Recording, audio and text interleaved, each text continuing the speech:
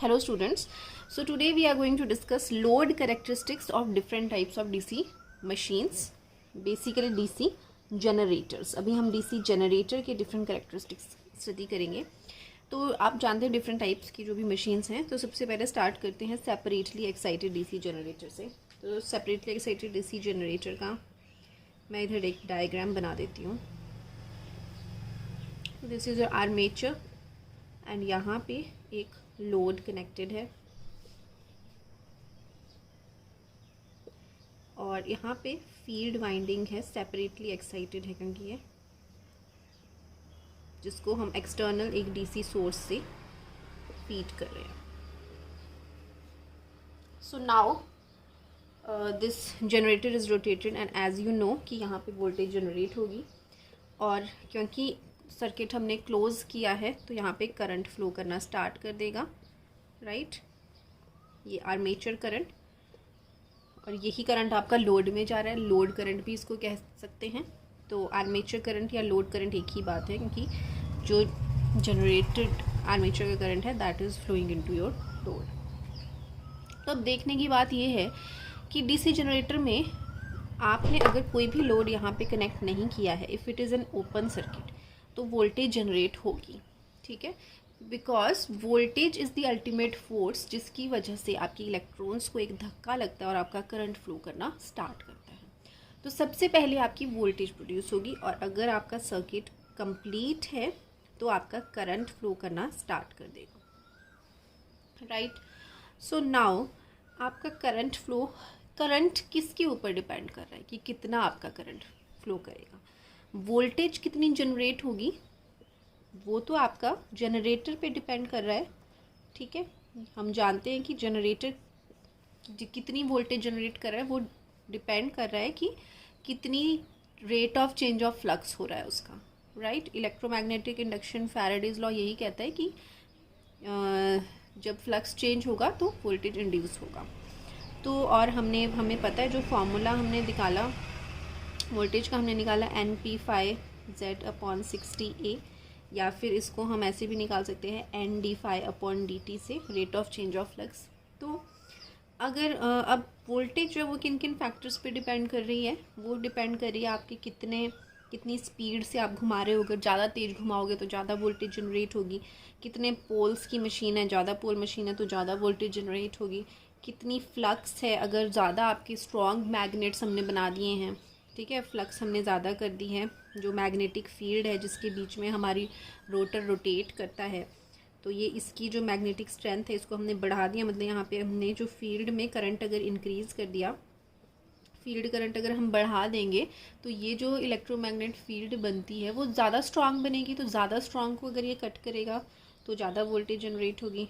तो फ्लक्स को अगर हम बढ़ा दें, नंबर ऑफ़ कंडक्टर्स अगर आप बढ़ा देंगे तो भी आपकी वोल्टेज इंक्रीज़ हो जाएगी क्योंकि हर एक कंडक्टर में फिर वोल्टेज इंड्यूस होगी. तो ये आपके कुछ फैक्टर्स हैं जिनके ऊपर वोल्टेज डिपेंड करती है. तो एक बार आपकी वोल्टेज जनरेट हो गई, अब करंट जो है वो किस पे डिपेंड करता है, करंट जनरेटर पे डिपेंड नहीं करता, इस बात को ध्यान रखना. करंट जो है वो लोड पे डिपेंड करेगा, ठीक है. करंट जो है that depends on your load. अगर लोड कनेक्टेड है तो करंट होगा, अगर लोड कनेक्टेड नहीं है तो करंट ज़ीरो होगा.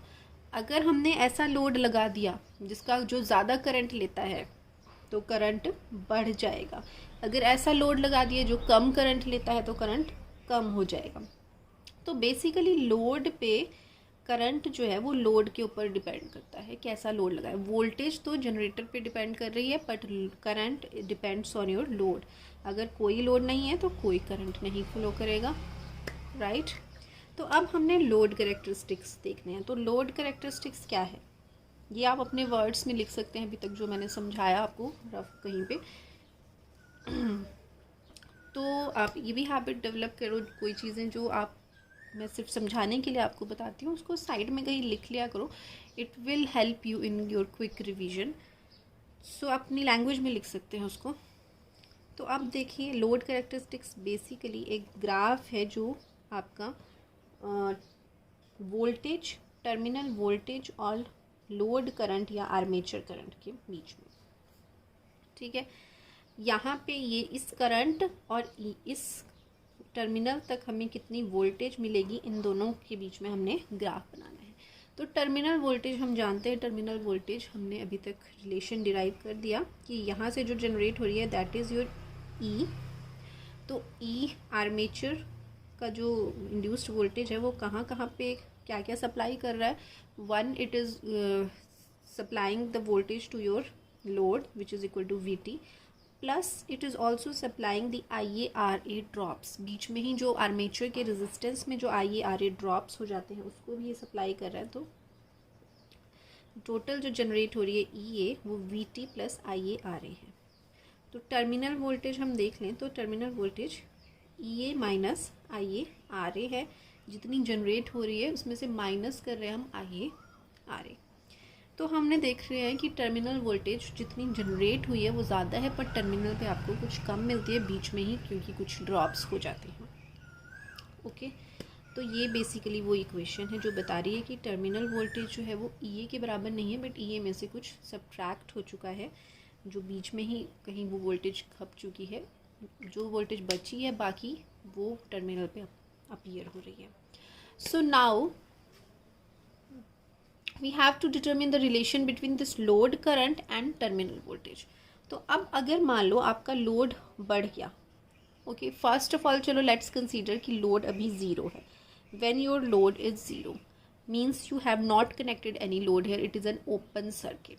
इन दैट केस करंट कुछ भी नहीं होगा, this won't be there, this तो करंट नहीं होगा तो आई ए आर ए भी नहीं होगा, this thing won't be there. तो वी टी ई ए के बराबर होगा। ठीक है, तो जब कोई भी लोड नहीं है हमें कनेक्टेड तो इस एंड पे हमें जो वोल्टेज मिलेगी, ठीक है, यहीं पे दैट वो ई ए के बराबर मिलेगी। ठीक है, क्योंकि अब कोई करंट नहीं है तो बीच में कोई वोल्टेज खप नहीं रही, तो यहाँ पे भी वोल्टेज आपकी यही अपीयर होगी, टर्मिनल पे आपकी वोल्टेज ई ए ही अपीयर होगी। तो यहाँ पे प्लॉट कर लेते हैं। देखिए आई एल जब ज़ीरो है, मतलब लोड जब ज़ीरो है, तो टर्मिनल वोल्टेज आपको ई ए के बराबर मिल रही है, जो भी आपका उस टाइम जनरेट हो रहा होगा। यहाँ पे मैंने मार्क कर दिया है E A. Now let's proceed. अब मान लो आई लोड करंट आपका थोड़ा सा इंक्रीज़ हो चुका है, इसके ज़ीरो से धीरे धीरे हम बढ़ा रहे हैं लोड करंट को इस तरह डायरेक्शन में। तो अब क्या होगा, आई ए आर ए ड्रॉप आपका इंक्रीज़ होगा। ठीक है, तो क्योंकि लोड करंट बढ़ रहा है आपका, तो यहाँ ये वाली वोल्टेज आपकी ज़्यादा जो बीच में आपकी खप रही है रेजिस्टेंस में, आर्मेचर रेजिस्टेंस में, वो वाला फैक्टर आपका ज़्यादा हो जाएगा। तो टर्मिनल पे वोल्टेज आपको थोड़ी कम मिलेगी, क्योंकि ई ए में से अब ज़्यादा चीज़ सब्ट्रैक्ट होगी। तो अब टर्मिनल पे वोल्टेज थोड़ी सी फॉल करेगी। ठीक है, और अगर हम ज़्यादा बढ़ा देते हैं तो और ज़्यादा आई ए आर ए हो जाएगा और आपको टर्मिनल पे वोल्टेज थोड़ी और कम मिलेगी। तो इस तरह से आपका ग्राफ बनता है। तो this is your load graph, जो है वो ऐसा होता है, and it is the graph between your terminal voltage and your load current और योर आर्मेचर करंट। सो आप ये अपने नोट्स में आपने ये ड्रॉ करना है। एक तो ये डायग्राम, यहाँ पे आप एक लोड बना देंगे and it is your variable load. Variable के लिए हम इस तरह से सिंबल यूज़ करते हैं, मतलब इसको हम वेरी कर रहे हैं, और ये ग्राफ आपने बनाना है। आगे अब मैं थ्योरी लिखवाऊंगी आपको, बट उससे पहले अब हमने देखा कि कैसे वोल्टेज आपकी इस तरह से ड्रूप कर रही है, फॉल कर रही है। तो उसका हमने रीज़न भी देखा कि आई ए आर ए में जो ड्रॉप हुआ। एक और रीज़न होता है उसका, जिसको हम यहाँ इक्वेशन में उसको हम नहीं समझ सकते, but it is there, that is due to your armature reaction, जो कि हमने बहुत डिटेल में पढ़ा है। तो आर्मेचर रिएक्शन की वजह से भी कंट्रीब्यूट करता है ये ड्रॉप में। ड्रॉप में एक ये वाला फैक्टर भी आता है और एक आर्मेचर रिएक्शन भी आता है। आर्मेचर रिएक्शन कैसे आता है, तो हमने स्टडी किया है कि इस तरह से आपकी जो फील्ड है वो इस डायरेक्शन में है, नॉर्थ टू साउथ, बट जब आर्मेचर में भी करंट्स फ्लो करने स्टार्ट कर देते हैं तो आर्मेचर की फील्ड भी आपकी होती है, जो कि कुछ इस तरह से होती है, इस तरह से। तो नेट फील्ड आपकी थोड़ी डिस्टॉर्ट हो जाती है, जो हमने पढ़ा, एंड वी हैव स्टडीड कि नेट जो फील्ड बनती है इन दोनों का वो कुछ इस तरह से बनती है, जिसकी वजह से एम एन ए आपका शिफ्ट हो गया था। और हमने ये भी स्टडी किया था कि जो नेट फील्ड है वो थोड़ी सी डिक्रीज़ हो जाती है आपकी। ठीक है, थोड़ा सा नेट फ्लक्स जो है वो कम हो जाता है पहले के कंपैरिजन में। ये हमने ऑलरेडी डिस्कस किया है प्रीवियस वीडियोस में, दोबारा मैंने ये डायग्राम बनाया कि यहाँ इन एंड्स पे आपकी फ्लक्स थोड़ी इंक्रीज़ करती है और इन एंड्स पे थोड़ी सी डिक्रीज़ दूर दूर हो जाती हैं, बट आपका इंक्रीज़ इतना नहीं हो पाता। तो इसलिए नेट फ्लक्स डिक्रीज़ करती है, इंक्रीज़ इतना क्यों नहीं हो पाता, ड्यू टू सैचुरेशन, क्योंकि कोर आपका सैचुरेट हो जाता है। ये हमने पूरा डिटेल में पढ़ा है, I am not going into that again, you can watch the previous videos. But mainly net flux आपका डिक्रीज़ हो गया। तो नेट फ्लक्स अगर आपका डिक्रीज़ हो गया तो अब जो वोल्टेज जनरेट होगी वो भी थोड़ी डिक्रीज़ हो जाएगी, क्योंकि voltage generate change in flux पे डिपेंड करती है। तो आपकी वोल्टेज जनरेट अगर डिक्रीज़ हो जाएगी, मीन्स जैसे जैसे आपका लोड करंट बढ़ा मीन्स ये जो आर्मेचर का करंट है, आर्मेचर में जो करंट है वो बढ़ रहा है, तो ये डिस्टॉर्शन और ज़्यादा हो जाएगी। मतलब अब और ज़्यादा ये अपने इसको फील्ड फ्लक्स को डिस्टॉर्ट करेगा, मतलब आपकी फ्लक्स डिक्रीज़ हो जाएगी। समझ रहे हैं? क्योंकि जो आर्मेचर रिएक्शन है वो क्या है, जो आर्मेचर के करंट्स हैं वो किस तरह से आपकी फील्ड फ्लक्स को चेंज करते हैं। तो अगर आर्मेचर का करंट बढ़ रहा है तो और ज़्यादा डिस्टॉर्ट करेगा, तो फ्लक्स थोड़ी कम होगी और वोल्टेज थोड़ी और फॉल करेगी। तो वोल्टेज के फॉल करने में दो फैक्टर्स हैं, one is your IaRa drop and second is your armature reaction. And you have to draw this diagram, this your graph, and then I will give you the theory which you have to write.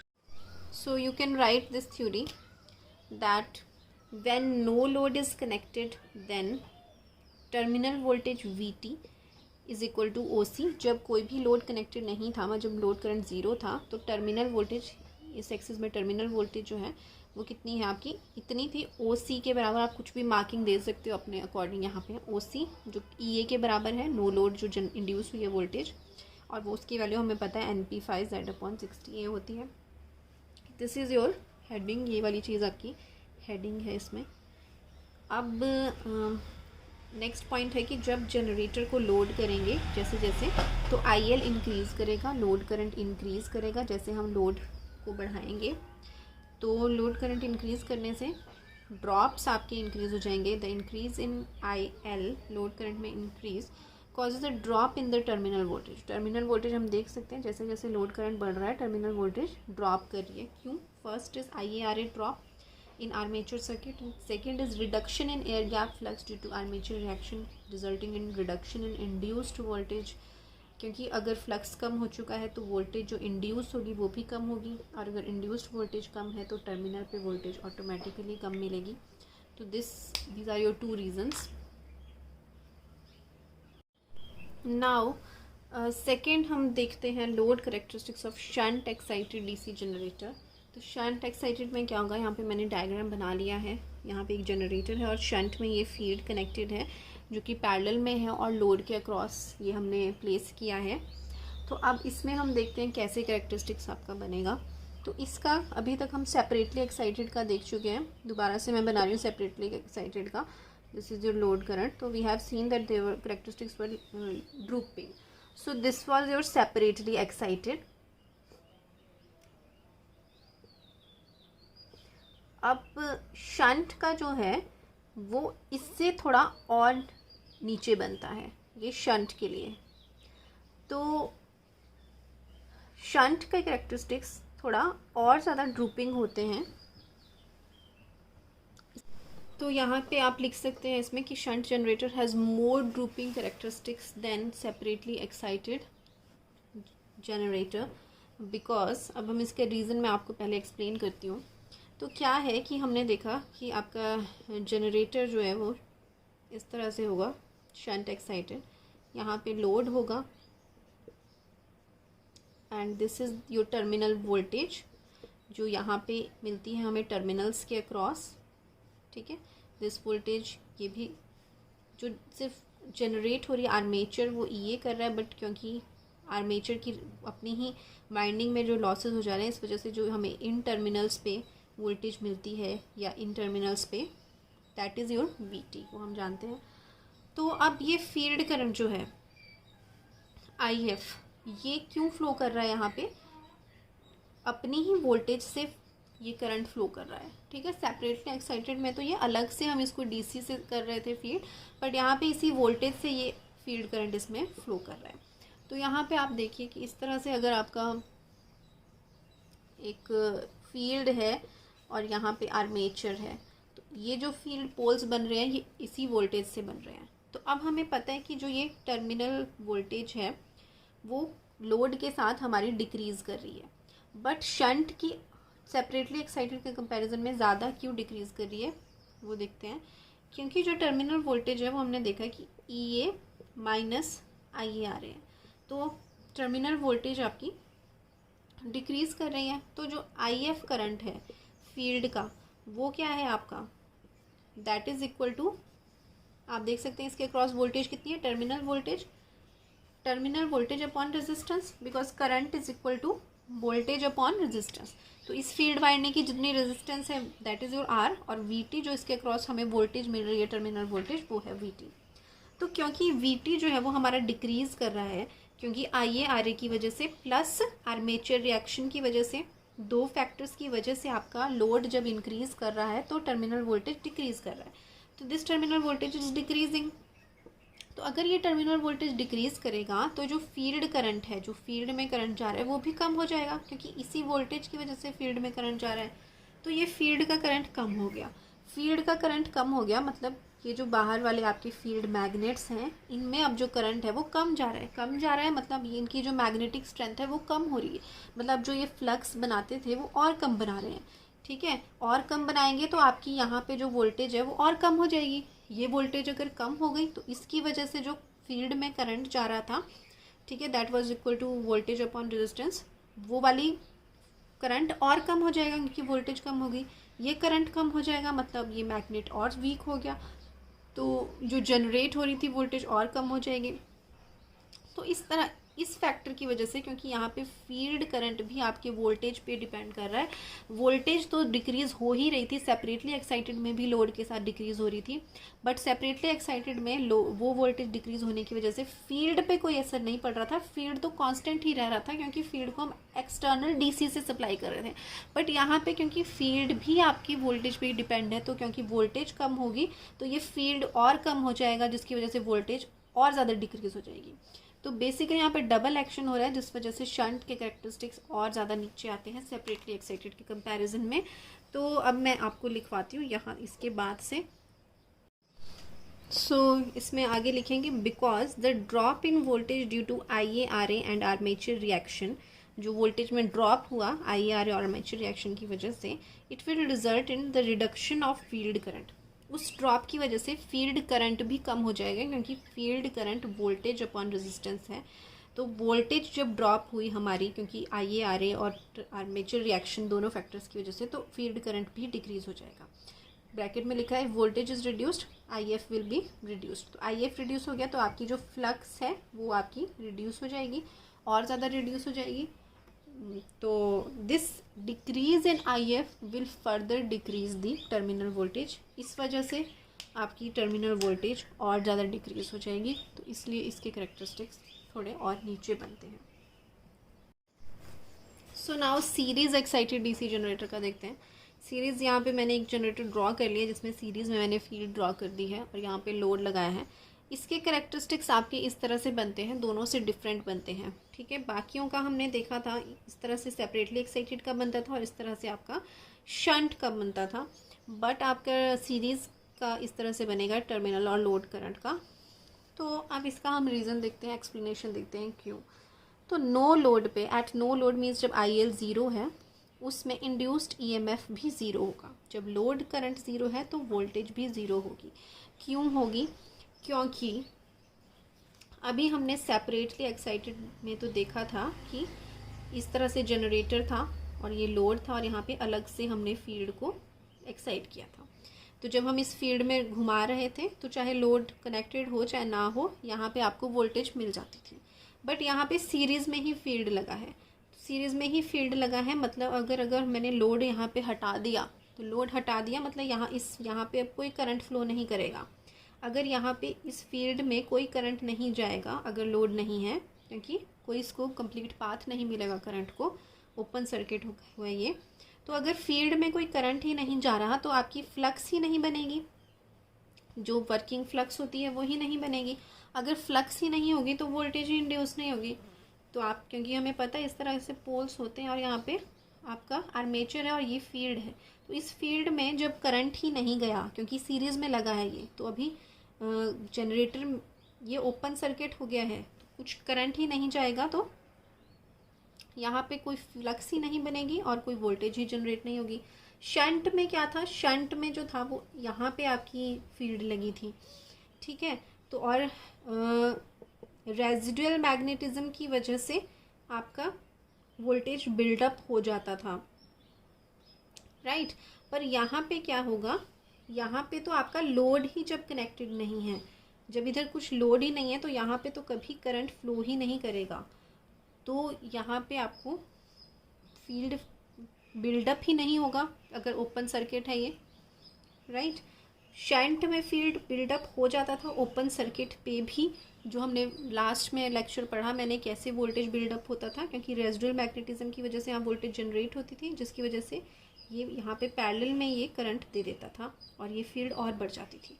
But अगर मान लो यहाँ पे residual magnetism की वजह से series में भी अगर रेजिडुअल मैग्नेटिज्म हुआ इस केस में भी, तो यहाँ वोल्टेज तो जनरेट हो जाएगी आपकी, पहले मान लो थोड़ी वोल्टेज कुछ जनरेट हो गई, रेजिडुअल मैग्नेटिज्म था, यहाँ पे कोई करंट नहीं है अभी, बट अब उस मैग्नेटिज्म की वजह से यहाँ वोल्टेज तो जनरेट हुई पर करंट यहाँ पे फ्लो नहीं कर पाएगा, क्योंकि यहाँ पे अभी सीरीज़ में लगा है, तो ओपन सर्किट है, क्योंकि लोड कनेक्टेड नहीं है, तो करंट फ्लो नहीं कर पाएगा इस फील्ड में, तो ये फील्ड और स्ट्रेंथन नहीं हो पाएगी। मतलब रेजिडुअल मैग्नेटिज्म से जितनी थोड़ी बहुत आपको वोल्टेज मिलेगी उतनी ही मिलेगी, मतलब, और ये फील्ड स्ट्रांग नहीं हो पाएगी नो लोड पे, ठीक है। अगर लोड हमने लगा दिया तो फिर करंट करना फ्लो करना स्टार्ट करेगा, वोल्टेज जो जनरेट हो रही थी रेजिडुअल मैग्नेटिज्म की वजह से वो तो होगी, बट हमने लोड लगाया तो करंट फ्लो करेगा, और इस फील्ड में करंट फ्लो करने की वजह से और वो फील्ड ग्रो करेगा और ये वोल्टेज और जनरेट होगी। तो नो लोड पे बेसिकली इंड्यूस्ड ईएमएफ इसमें ज़ीरो होता है या बहुत माइन्यूट होता है, जो कि रेजिडुअल मैग्नेटिज्म की वजह से होगा, तो इसको बेसिकली हम ज़ीरो ही कंसिडर करते हैं, because field current is also zero, क्योंकि उस टाइम फील्ड में भी कोई करंट नहीं जाएगा लोड में जब कनेक्टेड नहीं है, तो as it is connected in series with armature. If flux is not there, अगर फील्ड में कोई करंट ही नहीं गया तो फ्लक्स ही नहीं होगी, तो इंड्यूस्ड वोल्टेज भी ज़ीरो होगी, इसलिए ये ज़ीरो से स्टार्ट होता है। सो अब धीरे धीरे आपका जब लोड इंक्रीज़ करेगा तो फील्ड में करंट जाना बढ़ जाएगा और ये फील्ड और स्ट्रांग हो जाएगी और ज़्यादा वोल्टेज इंक्रीज़ होगी, तो इस तरह से आपका ये ग्राफ जो है वो धीरे धीरे आपका इंक्रीज़ करता है। फिर एक पॉइंट तक ये इंक्रीज़ करता है, उसके बाद इसके आर्मेचर रिएक्शन और जो IaRa ड्रॉप होते हैं वो ज़्यादा हो जाते हैं और पहले की तरह ही फिर ड्रूपिंग करेक्टरिस्टिक स्टार्ट हो जाते हैं। मतलब इनिशियली जब तक आपकी वोल्टेज बिल्डअप हो रही है तब तक इंक्रीज़ करेगा, क्योंकि फील्ड में करंट राइज कर रहा है। उसके बाद अगर आप फील्ड बढ़ाते भी हो तो ये फील्ड में राइज से इतनी वोल्टेज राइज नहीं हो पाएगी, क्योंकि IaRa ड्रॉप ज़्यादा हो जाएंगे, ज़्यादा लोड पे IaRa और आर्मेचर रिएक्शन इम्पैक्ट ज़्यादा हो जाएंगे और वो डिक्रीज़ होना स्टार्ट कर देंगे।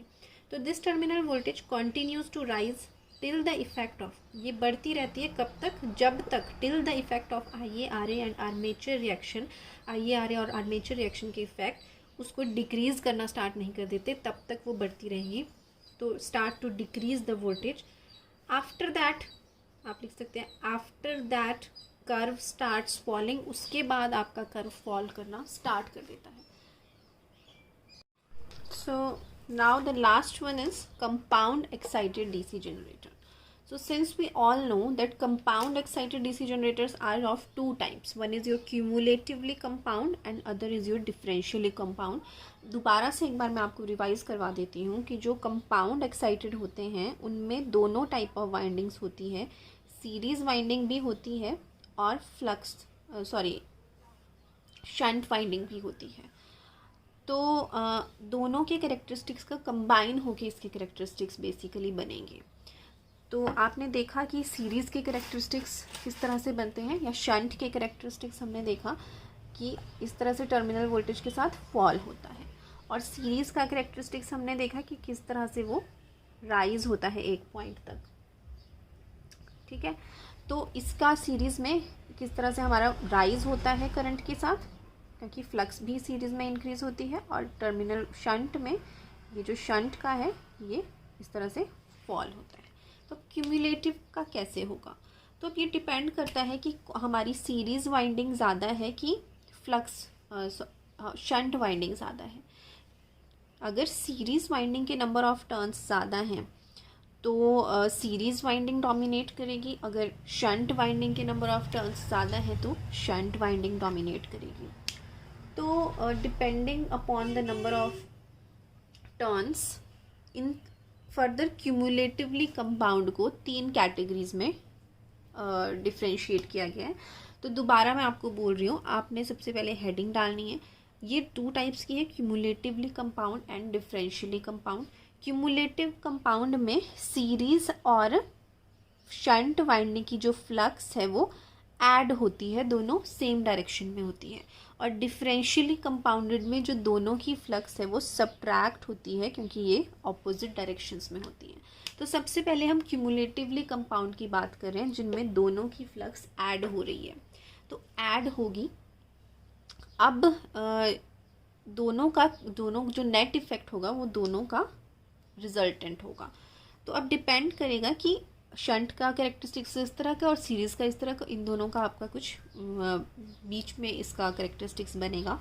तो इसकी भी क्यूमुलेटिवली की भी 3 कैटेगरीज हैं।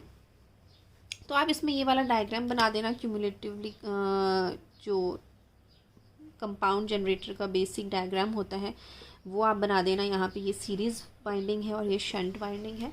और अभी आपने नंबर 1 क्यूमुलेटिव कंपाउंड लिखना है और ये 3 कैटेगरीज लिखेंगे आप। डिफरेंशियली कंपाउंड इसके बाद हम कहेंगे। तो अब इसके कैरेक्टरिस्टिक्स हम देखते हैं। तो here we have your terminal voltage and here load current. First is under compounded. Under compounded में है कि terminal voltage falls with load current. इसका कैरेक्टरिस्टिक्स कुछ इस तरह का ही बनेगा जैसा शंट का बनता है, ठीक है। तो अभी मतलब इस तरह से होता है। वैसे आपका जो दोनों यहाँ पे वाइंडिंग्स होंगी, शंट भी होगी और सीरीज़ भी होगी, पर इसमें जो नेट कैरेक्टरिस्टिक्स हैं वो आपके आप इस तरह का बनेगा अंडर कंपाउंडेड में। मतलब शंट कैरेक्टरिस्टिक्स इसमें डोमिनेटिंग है, बेसिकली शंट का ज़्यादा इफेक्ट है। नेक्स्ट है फ्लैट कंपाउंडेड। फ्लैट कंपाउंडेड में होता है कि इसमें अब सीरीज़ और दोनों एक दूसरे को बैलेंस कर देते हैं। मतलब अब इसमें जो वोल्टेज है ऑलमोस्ट वो कांस्टेंट रहती है, राइट। लोड के साथ फॉल नहीं करती। लेवल कंपाउंडेड और फ्लैट कंपाउंडेड भी कहते हैं इसको, या लेवल कंपाउंडेड भी कहते हैं।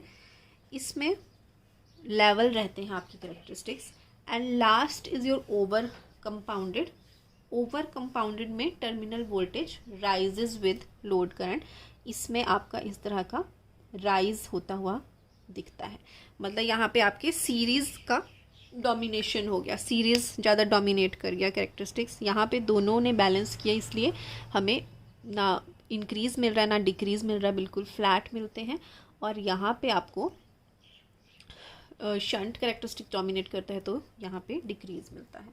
तो ये है आपका under compounded and this is your flat और level compounded and this is your over compounded. Also सारे कैरेक्टरिस्टिक्स यहाँ पे इस वाले पॉइंट से ही स्टार्ट होंगे, ज़ीरो से स्टार्ट नहीं होगा। सिर्फ सीरीज़ के कैरेक्टरिस्टिक्स ज़ीरो से स्टार्ट होते हैं क्योंकि सीरीज़ में सिर्फ सीरीज़ वाइंडिंग होती है। यहाँ पे दोनों ही वाइंडिंग्स हैं, तो जब ज़ीरो लोड करंट होगा, राइट, तब भी आपकी वोल्टेज जो है वो उतनी ही होगी, मतलब नो लोड वोल्टेज आपको अपीयर होगी। तो इतनी आपकी मतलब जब बिल्टअप हो चुकी है। अगर सीरीज़ में सिर्फ सीरीज़ ही वाइंडिंग होगी तो सीरीज़ में अगर लोड करंट नहीं होगा तो सीरीज़ में कोई फ्लक्स ही नहीं जाएगी, तो कोई वोल्टेज नहीं होगी, तो इसलिए ज़ीरो से होता है। पर यहाँ क्योंकि शंट भी है, इधर शंट में तो वोल्टेज करंट आपका अपने वजह इसका फ्लो कर रहा है, लोड के इंडिपेंडेंट है शंट का करंट।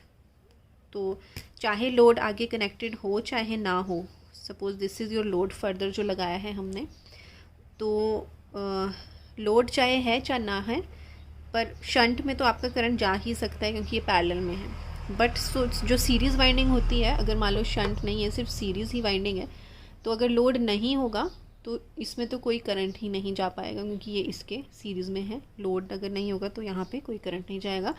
पर अगर लोड नहीं है तो शंट में तो जा ही सकता है क्योंकि यहाँ पे तो आपका कंप्लीट सर्किट आपको मिल रहा है। यहाँ पे ओपन सर्किट ज़रूर है पर शंट वाली साइड तो आपको पूरा सर्किट मिलता है। तो बेसिकली मतलब कंपाउंड में कभी भी ज़ीरो से स्टार्ट नहीं होगा, जहाँ शंट की तरह ही स्टार्ट होगा। बट ये 3 कैटेगरीज हैं इसकी।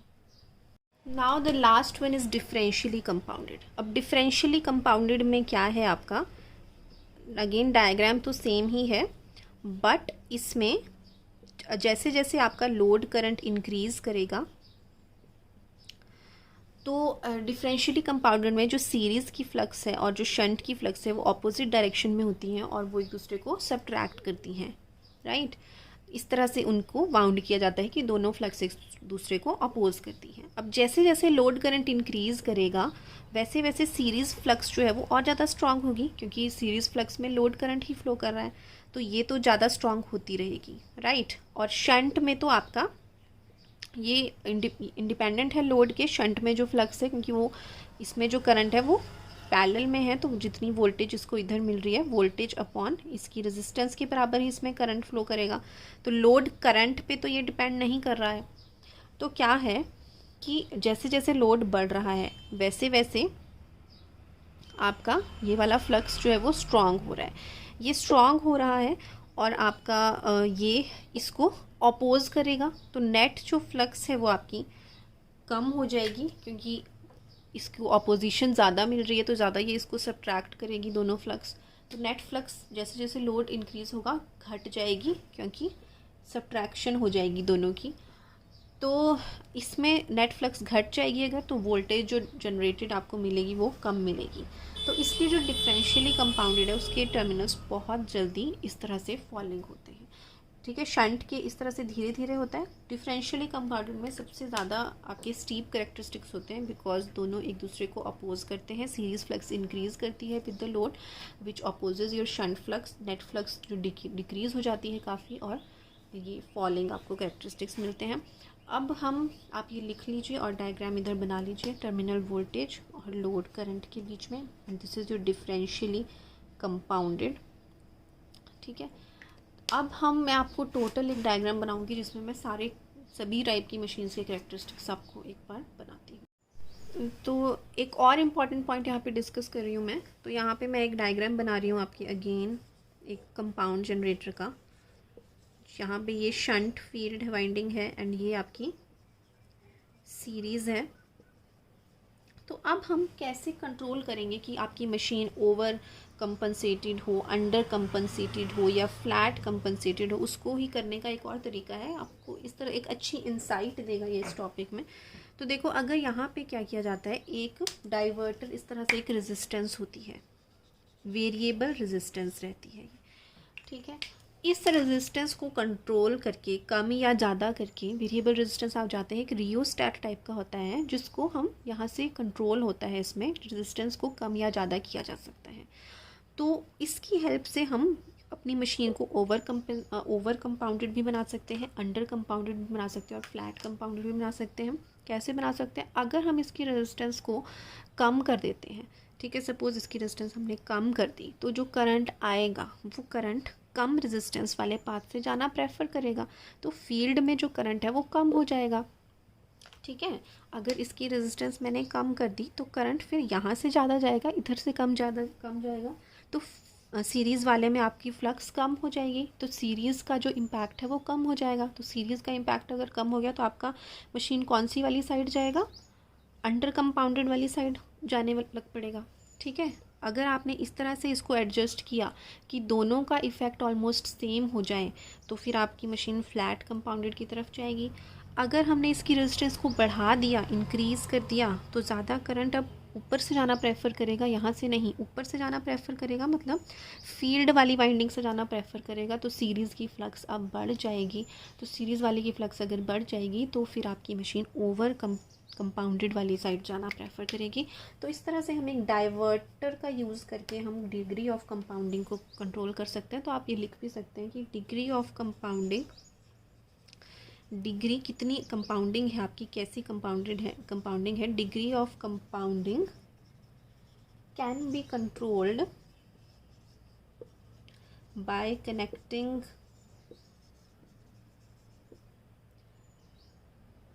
a suitable resistance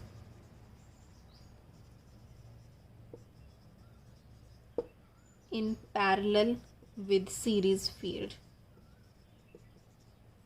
तो इस तरह से हम इसको कंट्रोल कर सकते हैं। और भी बहुत सारे मेथड्स होंगे, ये मैं आपको जस्ट एक बता रही हूँ, जस्ट एक आइडिया और एक अच्छा इंसाइट देने के लिए। Also examination point of view से आपको इसको इग्नोर कर सकते हैं, बट एक इंटरेस्टिंग टॉपिक के नाते मैंने आपको ये बताया है। So you know that this is your shunt characteristics, ये आपके शंट का है। देन सीरीज़ का, let me mark, then series का इस तरह से बनेगा, ठीक है। Then following, this is your series. After that अब हम शंट और उसका कंपाउंड का देखते हैं। तो कंपाउंड में this is your under compounded and this is your over compounded, जिसमें धीरे धीरे इंक्रीज़ कर रही है, एंड जिसमें थोड़ा कांस्टेंट रहती है, this is your level compounded, almost इसमें कांस्टेंट रहेगी, लेवल कंपाउंडेड। तो ये जो तीन है, दीज थ्री, ये हैं आपके क्यूमुलेटिव के। एंड देन डिफरेंशियल का हम जानते हैं कि सबसे ज़्यादा फॉलिंग होते हैं, तो ये आपकी डिफरेंशियली कंपाउंडेड है। और सेपरेटली एक्साइटेड, सेपरेटली से जो तुमने फर्स्ट कैटेगरी की थी वो कहाँ आएगी, वो हमने देखा था कि शंट से उसके थोड़े से कम फॉलिंग होते हैं, शंट के ज़्यादा होते हैं। तो इधर ऊपर, शंट से थोड़ा ऊपर हम बना सकते हैं उसको, ये आपके सेपरेटली एक्साइटेड का हो सकता है। तो इस तरह के हमारे कैरेक्टरिस्टिक्स बनते हैं सभी टाइप ऑफ कनेक्शंस के लिए। So I hope you have understood today's lecture, a very important lecture, very important question can be asked in exams, तो ये आपको ज़रूर आना चाहिए। एक और इम्पॉर्टेंट पॉइंट यहाँ पे बताती हूँ आपको, दैट डिफरेंशियल कंपाउंड जनरेटर में आप एक बात देख सकते हैं कि आपका लोड अगर इंक्रीज़ भी कर जा रहा है, ठीक है, लोड मतलब अब आप देखिए यहाँ पे इस तरह का आपका कंपाउंड जनरेटर होगा। अब मान लो लोड करंट आपका इंक्रीज़ कर रहा है, तो हमने देखा किस तरह से आपकी टर्मिनल वोल्टेज फॉल कर रही है। तो अगर मान लो लोड बहुत हाई हो जाए, लोड बहुत हाई होने का मतलब ये करंट बहुत ज़्यादा ले रहा है आपका इक्विपमेंट, बहुत हाई कब ले सकता है, मान लो आपका इक्विपमेंट में मान लो कोई फेलियर हो गया, शॉर्ट सर्किट हो गया मान लो आपका इक्विपमेंट। तो यहाँ पे अगर ये शॉर्ट सर्किट हो गया, तो शॉर्ट सर्किट में मतलब यहाँ पे ज़ीरो रेजिस्टेंस हो जाती है और बहुत हाई करंट लेता है, ठीक है। लोड के इंक्रीज़ होने का मतलब क्या होता है, हम बोलते हैं लोड इंक्रीज़ हो रहा है। लोड इंक्रीज़ होने का मतलब करंट इंक्रीज़ हो रहा है। करंट कब इंक्रीज़ होता है, जब आपका रेजिस्टेंस बेसिकली डिक्रीज़ होती है। तो कोई भी इक्विपमेंट जब आपका करंट ज़्यादा लेती है, मतलब उसकी रेजिस्टेंस कम हो रही होती है। ये बात इंपॉर्टेंट है। लोड इंक्रीज़ होने का मतलब हम ये बोलते हैं, जैसे लोड इंक्रीज़ हो गया, इट मीन्स सिस्टम की रेजिस्टेंस कम हो रही है, तभी करंट ज़्यादा हो रहा है। तो शॉर्ट सर्किट जब हो जाएगा, शॉर्ट हो गया तो रेजिस्टेंस ज़ीरो हो गई, बहुत हाई करंट आपका लेगा। हाई करंट बहुत लेगा तो सीरीज़ की फ्लक्स जो है वो बहुत ज़्यादा हो जाएगी, क्योंकि सीरीज़ में लोड करंट ही फ्लो कर रहा है। दोनों अपोज करेंगे एक दूसरे को, और नेट फ्लक्स आपकी बहुत कम रह जाएगी, वेरी लेस रह जाएगी, क्योंकि दोनों ने एक दूसरे को सब्ट्रैक्ट कर दिया। तो टर्मिनल वोल्टेज बहुत कम हो जाती है। तो आपका जब शॉर्ट सर्किट भी हो जाता है, तब भी आपकी वोल्टेज आप देख सकते हैं बहुत ही कम हो जाती है, ठीक है। तो इसको डिफरेंशियली कंपाउंडेड जो जनरेटर है वो शॉर्ट सर्किट से डैमेज नहीं होता। ये इसकी एक खास बात भी है। ये आप डिफरेंशियल जनरेटर उसमें पॉइंट कंपाउंड में लिख सकते हैं, कैरेक्टरिस्टिक्स में इसको लिख देना, that differential compound generator is not damaged bye short circuit. ठीक है, शॉर्ट सर्किट से वो डैमेज नहीं होता है, इसलिए हम उसको वेल्डिंग एप्लीकेशंस में भी यूज़ कर सकते हैं, क्योंकि वहाँ पे कभी भी शॉर्ट सर्किट हो सकता है, तो ये इसको डैमेज नहीं होगा, इसलिए इसको हम वेल्डिंग में यूज़ करते हैं।